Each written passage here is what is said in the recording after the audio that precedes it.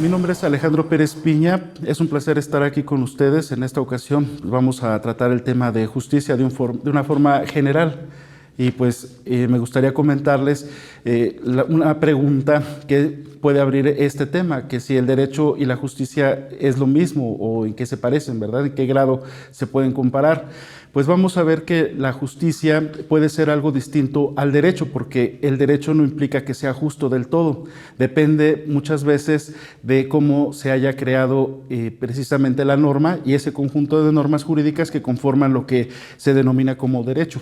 Entonces, por principio de cuenta vemos que el derecho es creado por una parte de la sociedad que conforma el poder político, es decir, la clase gobernante, y que también es la que por lo regular tiene los recursos económicos, o sea, los ricos, y que esta clase social por lo regular tiene sus derechos del nacimiento, de allí derivan, no es tanto la meritocracia ni una aristocracia. Lo que se busca ahora con la reforma al Poder Judicial es que se elija a los jueces que conforman uno de los poderes de la Unión, que es el Poder Judicial, y esto puede redundar en un beneficio directo para el resto de la población que no forma parte de ese poder político. Sin embargo, no significa que por ese hecho ya cambien las cosas del todo, porque a final de cuentas los jueces trabajan con una materia que son las leyes, y las leyes son creadas por el legislativo y también interviene el ejecutivo. ¿Qué significa eso?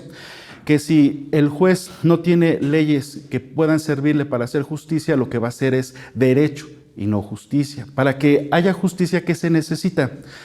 Es imprescindible que los destinatarios de la norma, es decir, los gobernados, que tengan un control sobre la creación de la ley y también su aplicación. Con esta reforma va a haber evidentemente pues un control en su aplicación, porque los que se encargan de aplicar la norma, que son los jueces, pues van a estar controlados en cierta manera por el pueblo.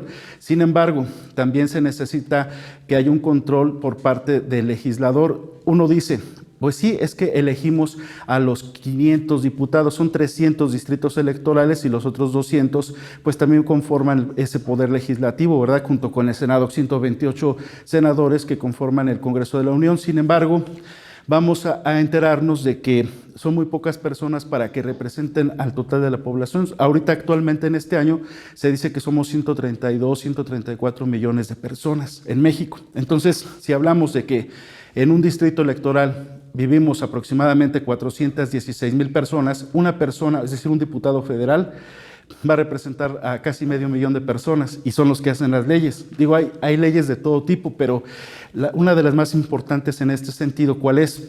A mi parecer, es la que tiene que ver con el presupuesto de ingresos y de egresos de la federación. ¿Por qué? Si nosotros tenemos un diputado que va a ver por nuestros intereses, seguramente va a hacer propuestas de ley que beneficien a la colectividad.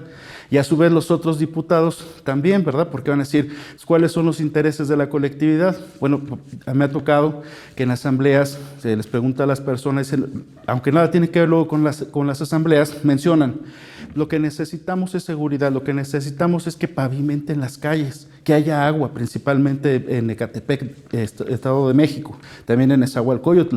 Ahorita Chalco, por ejemplo, está inundado, cosas así. Es decir, esas obras de infraestructura pública, de servicios de seguridad, son las que la gente necesita principalmente, pero si los diputados dicen, elaboramos este presupuesto de egresos, ¿cómo se va a gastar el presupuesto que obtiene México? Y dicen, pues lo vamos a asignar en altos emolumentos para ellos mismos, para los propios diputados y los senadores principalmente, o para sus asesores, que hay veces que ganan millones, o sea, al año 4 millones de pesos, hay documentos que se lo acreditan. Entonces, en vez de que se pavimenten calles, ¿qué es lo que sucede? Pues que lo mismo ocurre en el sistema de justicia, porque se va haciendo clasista. Uno dice, oye, ¿cómo puede ser clasista el sistema? Sí, porque si hablamos de que es una clase, la gobernante y la que tiene el poder económico en nuestro país, la que se beneficia de este sistema, de forma sistemática también se está excluyendo al resto de la población. Yo les comento con el debido respeto, y no es por rijar, pero desde hace muchos años me empecé a dar cuenta de que, y más estamos hablando en la época de Fox para atrás, casi todos los que gobernaban y los empresarios son blancos. ¿no? Entonces uno dice, ay, ¿cómo sucede eso? ¿Y por qué dicen que Juárez que es indígena y que pues él no es blanco, obviamente? No, el único, por cierto, también Porfirio Díaz, pero pues tal parece que pues había allí como una circunstancia como la de Obama, ¿no? Así de que de repente surge algo, como dicen, la excepción que rompe la regla, pero fuera de allí vamos a encontrar que técnicamente, y no lo digo de una forma peyorativa ni por molestar o una cosa de intriga, no, simplemente una realidad. Inclusive por ahí escuché hace poco a Salinas Pliego que decía que esa circunstancia de la cuestión de que pues hay una situación racial de diferencia, de cierta discriminación que podría ser un problema en lo futuro, ¿verdad? Porque pues en el momento en el que digan, pues vamos a irnos al principio de esta situación. En la revolución, previo a la revolución éramos aproximadamente 10 millones de mexicanos, de los cuales 1 millón eran blancos, porque está el dato, y 2 o 3 millones de mestizos, y los demás eran indígenas. ¿Qué significa eso? Que no puede haber una homogeneización de la raza, ¿no? En este caso, sino de un mestizaje real, sino que sigue habiendo, que no se mezclan ciertos sectores de la población de raza blanca con los de indígenas, ¿verdad? Entonces, y de los que somos mestizos, nos podemos considerar como tal, pues sí existe pues sí continúa, ¿no? Habiendo esa relación. Entonces, lo digo de una forma muy respetuosa y dicen, pues, ¿tiene que ver esto con la justicia? Claro que sí, porque si es clasista, no va a haber justicia. Y les digo porque, con el debido respeto, he tenido yo asuntos en donde, pues, misteriosamente ocurren cosas, ¿no? Y que dices, oye, pues, esto está contraviniendo a lo que dice la ley. Y no, y casualmente, cuando son casos en donde ha intervenido personas con poder, ¿no? Entonces dices, oye, pues ¿qué pasa? Y ya me habían platicado. No me gusta hablar de asuntos porque, en concreto porque pues es secreto profesional, ¿verdad? Pero cuando ha tenido que ver así pues directamente ya así con la Suprema Corte de Justicia, pues ha habido también ciertas cuestiones que pues parecen así hasta como de magia negra, por decirlo de algún modo, ¿no? Y bueno, quiero comentar sin soslayar esta parte de los fenómenos que ocurren al haber una justicia que es creada solamente por un grupo, de que obviamente el beneficio va a ser para ese grupo, por un lado, pero por otro lado es que esto va a generar un clasismo en la aplicación de la ley. Y eso nos va a ocasionar que no haya justicia porque los destinatarios de las normas no las estamos creando. ¿Cómo se puede romper ese desequilibrio? Es muy fácil de ver. Si es un 1% aproximadamente o menos de la población la que se está beneficiando de este sistema, el 99% pues obviamente resulta perjudicada dependiendo el grado de acercamiento que tenga con ese 1%, ¿verdad? Entonces, el factor económico va a ser el que equilibra para unos, pero para los que no tienen recursos económicos va a ser algo atroz, y principalmente para las mujeres indígenas y que hablan una lengua. Estaba viendo datos apenas el día de ayer de Sputnik, que estaba citando La Jornada, en donde dicen que el 69%, 70% de las mujeres que hablan una lengua indígena, que no ganan ni el 30% de lo que gana aproximadamente una persona que habla español. O sea, hay uno que dice, oye, pues ¿eso qué significa? Pues significa que no gana ni 3,000 pesos al mes, por así decirlo. ¿Y eso es justicia?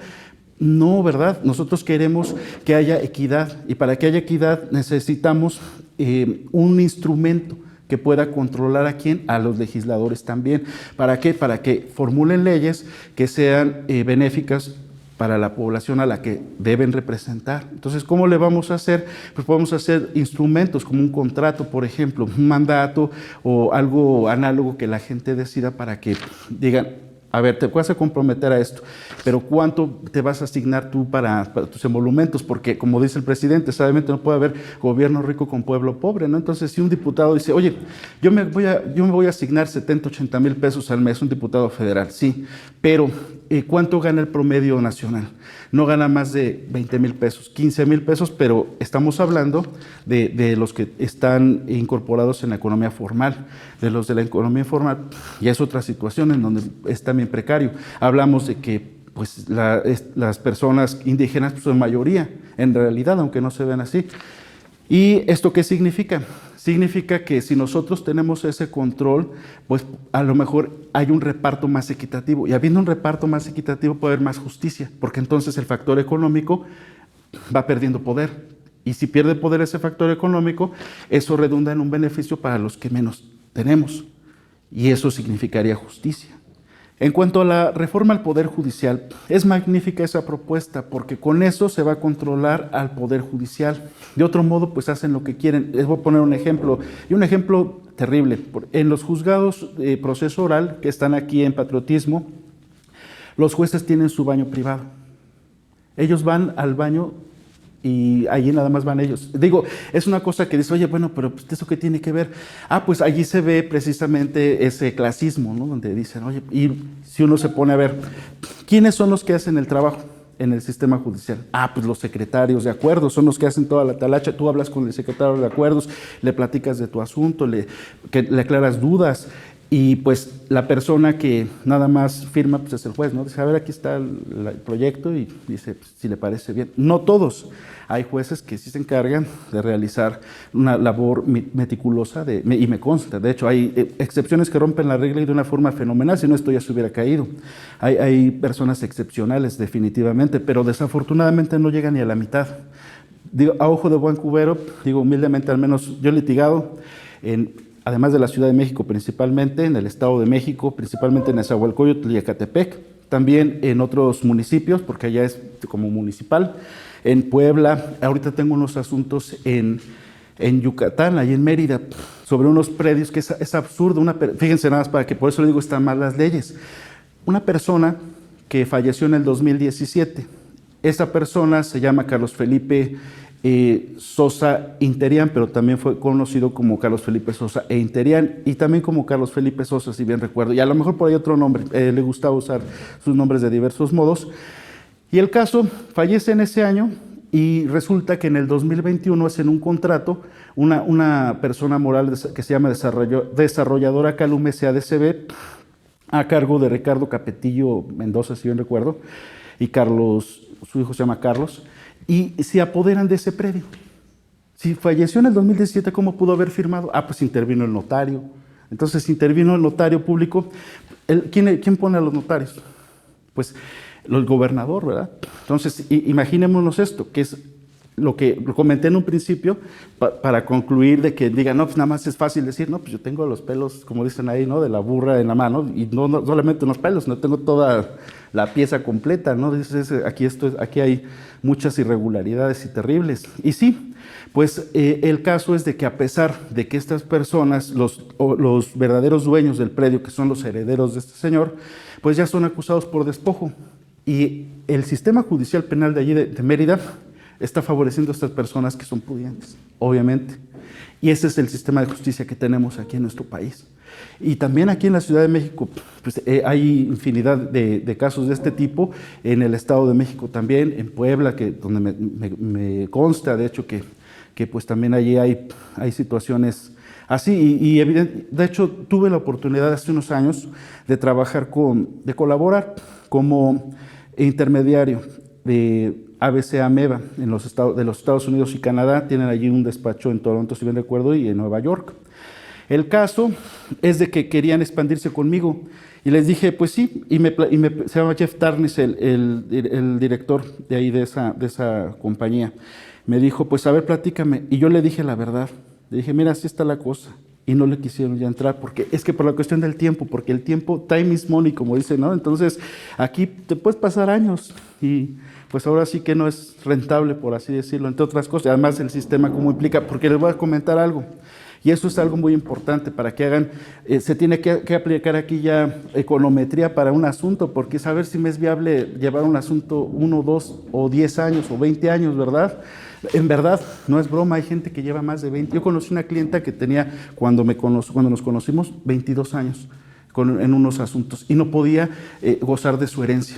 Y pues un despacho que había contratado para que le ayudara se apoderó de su aquí en Concepción Beistegui 608, en la del Valle, se apoderó de su herencia, lo pudimos sacar, pero bueno, y son cosas que ocurren, ¿no? Porque pues hay mucha corrupción y además de corrupción, pues también intereses económicos, personales. Y como les decía de los amigos de aquí de Estados Unidos, se espantaron porque pues, les digo, miren, ¿saben qué es que aquí pasa? Que tienes un asunto y que puede ser apelado.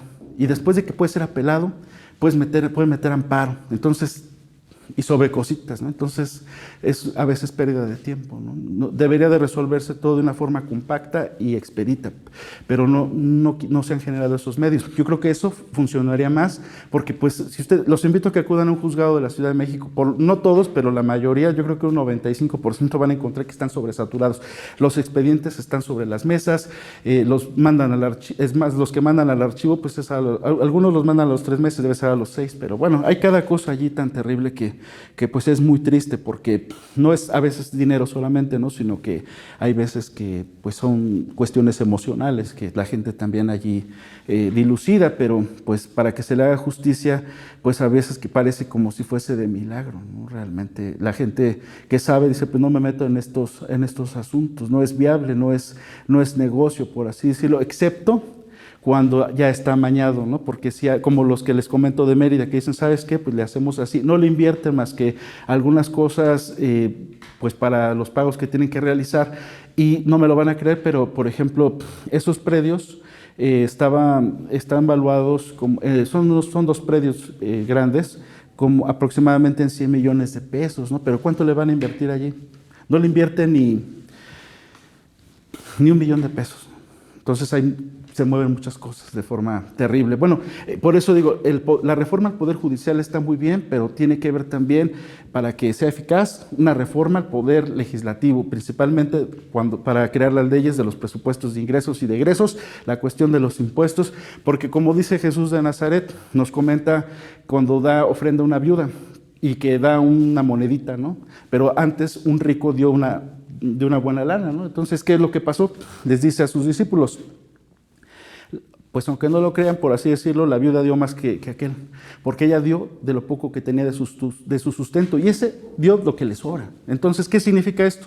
Que yo creo que no se debe de cobrar impuesto a la clase trabajadora, porque ya de por sí lleva una carga de opresión con un salario bajo, y con el trabajo no nos hacemos ricos, y no hay derecho para adquisición de riqueza. Eso está muy mal, porque entonces uno nace pobre y muere pobre. Y eso no es justo. Si alguien quiere ser rico, que pueda ser rico. Si no, pues estamos en un estado injusto. Mi nombre es Alejandro Pérez Piña, soy abogado y además facilitador del Instituto Nacional de Formación Política de nuestro querido partido Morena.